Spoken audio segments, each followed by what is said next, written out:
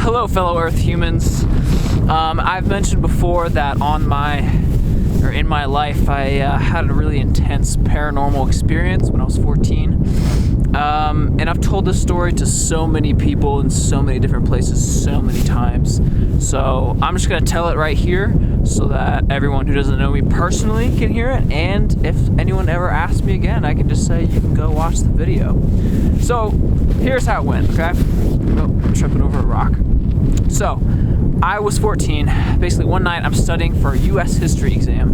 I'm in my room, I'm studying. All of a sudden I get this really, really, really strong and eerie feeling that I'm being watched. Like, I can just feel it, like something's wrong. And my logical mind said someone's outside your window and they're looking in. So it was so strong that I actually crawled from my room below the view of the window through the bathroom that connected my room and my brother's room. I crawled through there and was in his room because I felt so uncomfortable. I'm studying stuff. And then I decided I'm gonna go downstairs. I'm gonna, just chill out, get something to eat, and then I'll come back and study. Hopefully everything will be cool.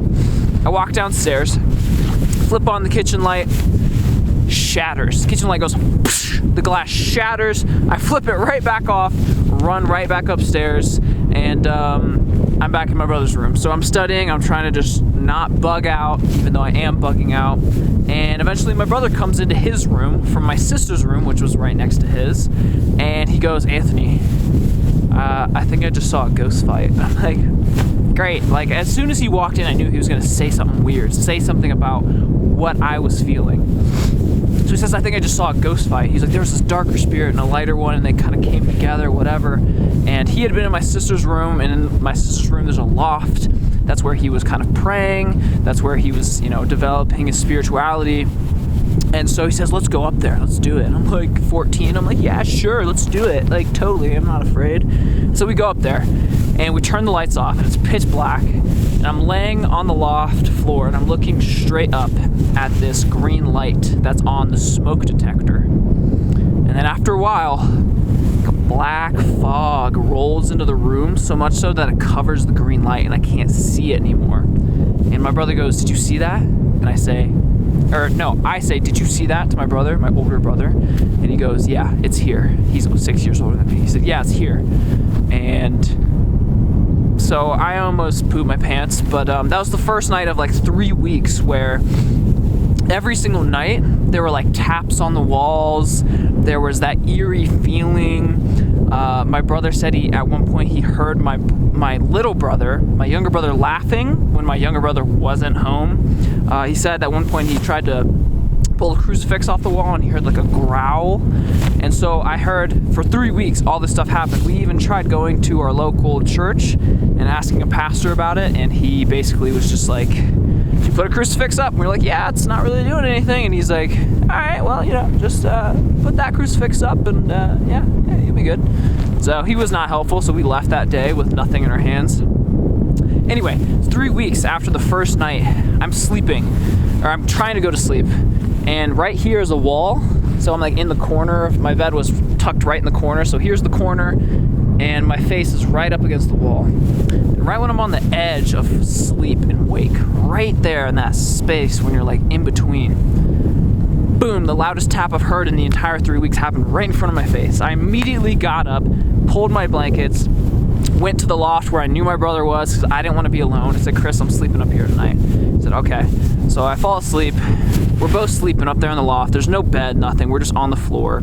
I just needed to be with somebody. Then about 2 in the morning, about 2 a.m., we both get woken up at the same time by this boom, boom, boom. We both heard it. We both sprung up, and sitting right there at the entrance to the loft, there was a ladder that went up to the loft. So there's a ladder right here. Right there in between the ladder was this fluorescent green glowing X. It looked like an X, like two beams that were kind of crossed like this, and it had an aura around it that was the same color but a little bit lighter.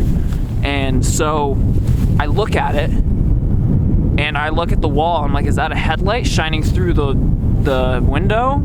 Nope. I look back at it. I look at him. We're both awake. And we're both seeing it, and it's right there, and it's there for a while, and we're both like, it doesn't just vanish like that. It's there, and then it does this like crazy thing that I can't even begin to describe. Something that I just have no idea. And it did this thing and kind of almost went down the ladder and just completely disappeared into nothing. So my brother called our local church again, and said, it was like this little prompt, and it said, "Hey, if this is an emergency and you need a priest, press 2." And so he went, boop, press 2. And we talked to another pastor, thankfully, not the one that wasn't helpful, and he rolled up at our house 5 minutes later in his Prius at like 3 in the morning, 2:30, 3 in the morning, and he brought with him a relic that church apparently had. It was supposed to be a piece of the cross of Jesus Christ. He brought that up. My entire family's asleep, my little brother, my parents, and we were just having, our local father come in and exercise the house. So he brings it up into the loft. He brings up his book, and he says a bunch of prayers in Latin, says a bunch of words in Latin. I'm just sitting there like, okay, let's see what happens. Then he goes around our entire house and sprinkles holy water everywhere.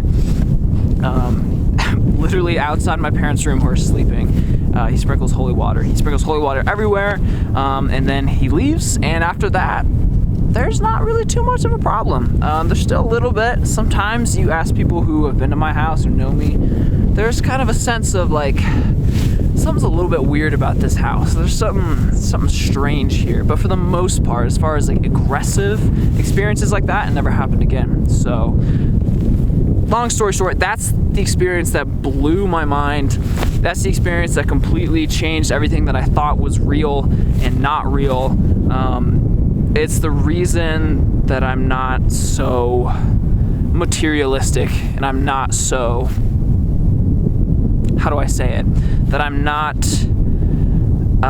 purely like atheistic or materialistic, and like only everything we can see with our senses is all that's true, and science has all the answers and everything like that, which is kind of tough, because it's like, I want to teach you about confidence, right? I want to teach you about how I developed confidence, give you the same tools, and at the same time I'm realizing that it was my spiritual path.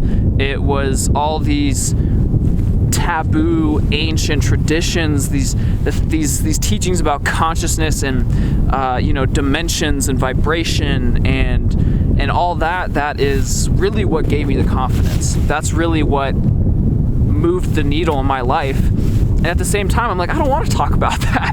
I don't want to get up on camera and talk about all the taboo stuff and the woo-woo stuff. And I don't want to talk about this stuff, but at the same time, I know that's what gave me confidence. I don't have an answer other than that. So, yeah, that's my story. I just wanted y'all to hear that. Crazy stuff, but that's just my truth, and that's what happened to me. So, yeah.